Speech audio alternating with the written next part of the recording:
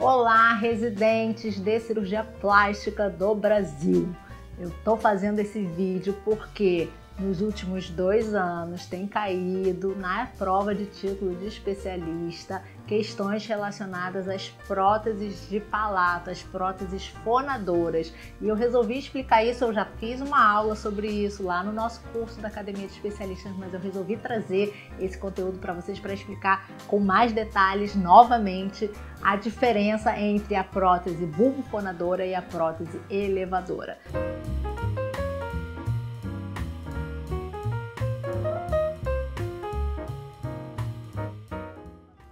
Mas antes de falar disso, vamos falar sobre insuficiência velofaríngea e incompetência velofaríngea. Muda o canal aí na cabeça de vocês para cirurgia de fissurados, palatoplastia, fissura de palato, em que você já fez a cirurgia e aquela criança, aquele paciente continua com uma alteração de fala.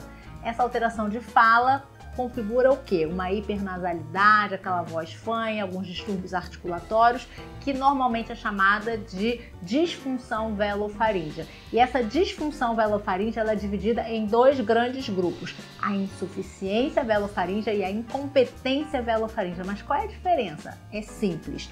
Quando o palato ele está curto, mas ele funciona, ele é insuficiente, ele não tem o comprimento suficiente para ocluir lá atrás e permitir que a fala seja normal.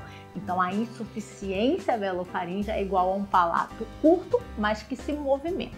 Já a incompetência velofaríngea ela é igual a um palato que já foi alongado, ele tem um bom comprimento, mas ele não se mexe. Ele é incompetente, ele não funciona, ele não tem competência para se movimentar e com isso não faz a oclusão e com isso você tem um escape de ar para o nariz.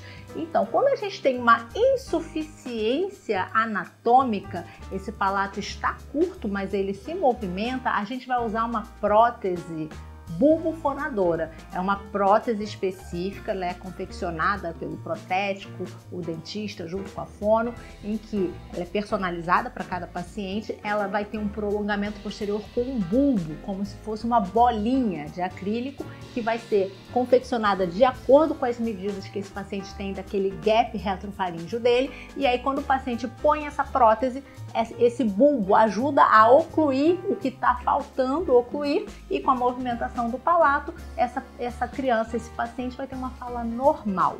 Já para os pacientes que têm um palato longo, mas ele não se movimenta, ele fica ali caidinho, ele não se movimenta, então com isso ele não consegue ocluir, você vai fazer uma prótese elevadora. A prótese elevadora, ela é o acrílicozinho, funciona como um aparelho móvel, né? É um acrílico que vai ter um prolongamento posterior que vai fazer com que esse palato mole que não se movimenta seja elevado e aí com isso ele oclui. Então você vai conseguir fazer a oclusão e com isso você vai conseguir ter uma fala normal.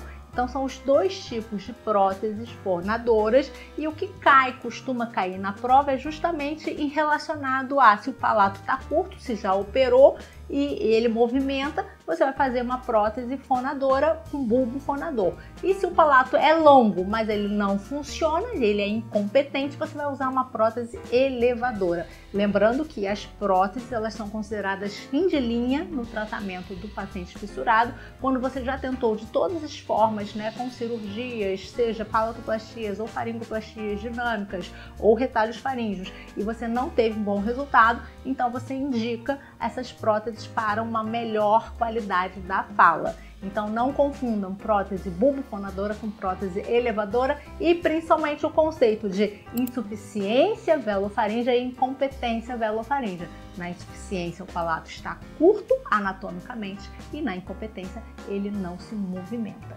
Então queria trazer isso para vocês porque é um tema que tem caído mais recorrentemente e eu quero que todos vocês entendam isso para que vocês não errem isso na prova.